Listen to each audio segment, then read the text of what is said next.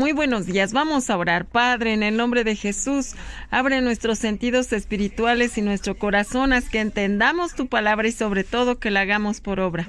Te pedimos en el nombre de Jesús que traigas nuestros pensamientos y nuestros sentimientos cautivos a tu palabra y a la acción del Espíritu Santo sobre nuestras vidas.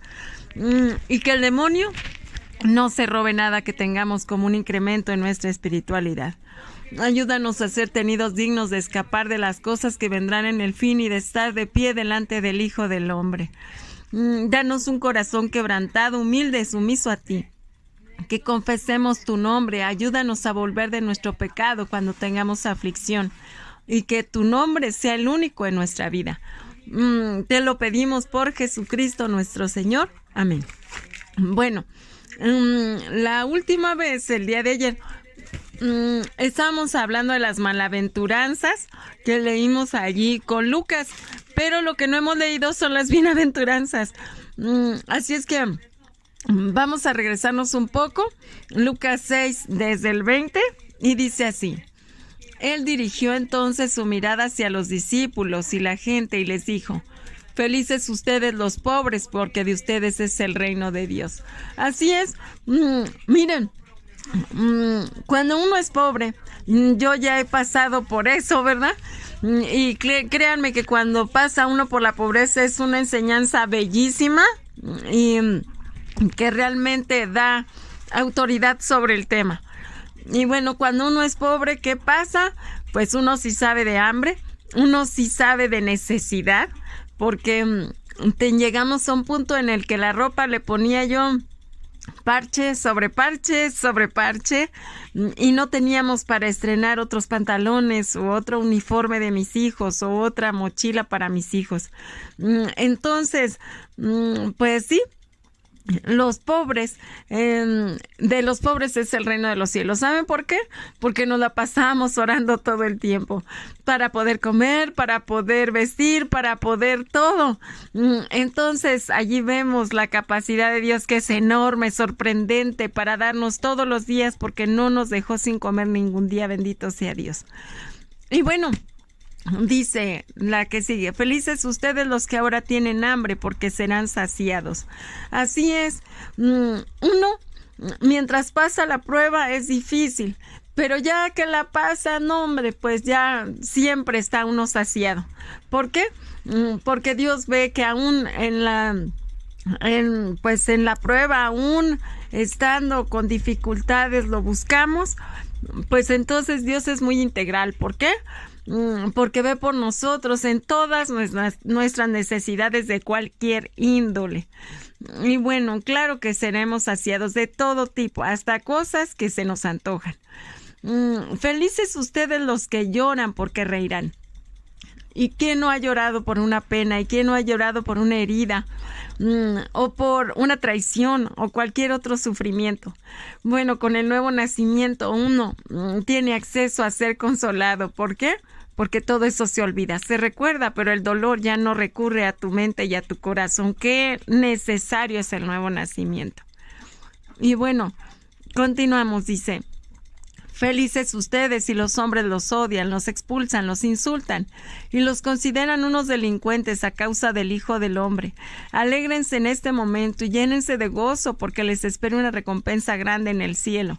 Recuerden que de esta manera trataron también a los profetas en tiempos de sus padres. Así es.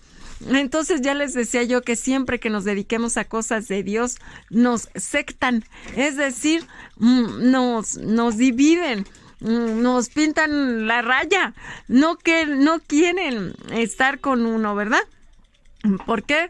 Dice San Pablo que es como hacerse a la luz y que se descubran sus obras, y no hay quien quiera responsabilizarse de sus actos en frente de Dios, y no hay quien quiera que se le descubra su maldad. Así es que eso es necesario. ¿Por qué? Porque a la medida que nosotros la aceptamos, decimos: sí es cierto, sí lo soy, estoy mal, voy en mal camino, y uno se arrepiente. Entonces Dios es pronto para limpiarnos, para perdonarnos y darnos una nueva vida. Él es bueno. Bueno, Entonces vemos aquí que la primera parte del Sermón de la Montaña se nos habla de la humildad del corazón, la pobreza de espíritu, la paciencia, la mansedumbre, el perdón. Y esto no se logra si nuestras exigencias egoístas siguen latentes, siguen vivas, y hay que acabar con ellas. Cuando uno queda liberado del egoísmo, queda al servicio del amor. Y la segunda parte del Sermón de la Montaña nos habla del servicio al prójimo, hacer el bien a quien nos hacen el mal, perdonar a los que nos ofenden, corregir al hermano, hacer el bien sin buscar la gratitud del otro, amar no solo a los que nos aman, la humildad y el amor libres para amar. Entonces se arma un círculo vital de la vida hacia Dios y Dios hacia la vida, y en medio el encuentro con Él. Así es. Entonces, bueno, les voy a explicar cómo sucede esto. Por ejemplo, alguien que es muy rencoroso, se nos hace una ofensa, viene la ofensa y entonces uno piensa en el impulso de venganza, ¿verdad? Híjole, eso salta, ¿verdad? Es un sentimiento que salta y dice... Entonces, antes de ir al campo del comportamiento, antes de que se nos salga algo de nuestra boca, tiene que parar aquí, en la portería de la conciencia. ¿Sí? Si Jesús lo ponemos allí de portero de nuestra conciencia, entonces Él dirá, ¿sabes qué? Hay que retorcerle el cuello a este impulso de venganza. Y hay que empezar a respirar y a decir, wow, no necesito decir esto, no necesito pensar esto, no necesito ser prisionera de este dolor o de esta herida. Y en ese momento llevárselo a Él y decirle, mira, Señor, lo que me hicieron, lo que me dijeron, todo. Y Él, cuando nosotros vamos con Él a quejarnos con el Señor, entonces Él nos libera. Miren, cuando nos quejamos con una persona, la persona realmente nos escuchará, pero no puede hacer nada por nosotros. Y normalmente nos dan malos consejos. Pero cuando vamos con el mismísimo Dios a decirle, Señor, mira, me dijeron, me maltrataron, me humillaron, lo que me hayan hecho, me traicionaron, qué sé yo. Pues entonces, cuando vamos y se lo dejamos a Él, entonces sí empiezan a pasar cosas. Y lo primero que es que nos limpia. Lo entregamos y decimos, yo ya no quiero esto. ¿Por qué? Porque nos encerramos en una cárcel de nuestros pensamientos y nuestros sentimientos. Entonces, otro ejemplo, por ejemplo, cuando alguien es muy egoísta y solo se preocupa por sí mismo, son de los que sirven a sí mismos y no sirven a nadie. Entonces, cuando alguien trate de actuar egoístamente porque ya se dio cuenta que es egoísta, pues igual tiene uno que ir con Jesús y decirle, por favor, ya trata con mi egoísmo, ya no puedo seguir así, veo que voy por el mal camino, ayúdame, esto no es bueno para mí. Y entonces Jesús empieza a hacer lo suyo. ¿Por qué? Porque estamos orando, se lo estamos entregando, y entonces ese egoísmo tiene que ir disminuyendo, como la venganza que les dije hace rato, ¿verdad?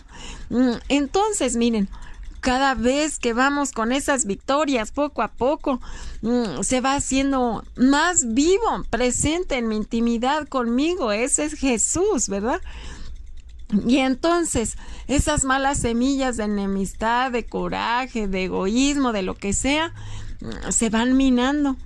Esos impulsos de irritabilidad, de capricho, de envidia, de venganza, de sed de prestigio, de placer, se van superando. Pero todo, ¿cómo? Pues solo dejándoselo a los pies de Jesús. Hay que estar orando y diciéndole, platicando con Él en todo tiempo. Mira, me hicieron, mira, me dijeron, mira, ya trajeron, etcétera. Y sintiéndose uno mal, tiene uno que ir y entregarlo inmediatamente. ¿Para qué lo guarda uno? El problema está cuando uno lo guarda, y entonces esa raíz de amargura empieza a crecer en nosotros y se convierte en un súper sabino o agüehuete, ¿verdad? Arbolotes. Entonces tenemos que quitarnos eso desde un principio. Vamos a orar. Padre, en el nombre de Jesús te pedimos que nos hagas todavía más humildes y que te podamos entregar todo para que no estemos prisioneros y no nos estemos minando nuestra mente, nuestro corazón y nuestra salud. Te lo pedimos por Jesucristo nuestro Señor. Amén.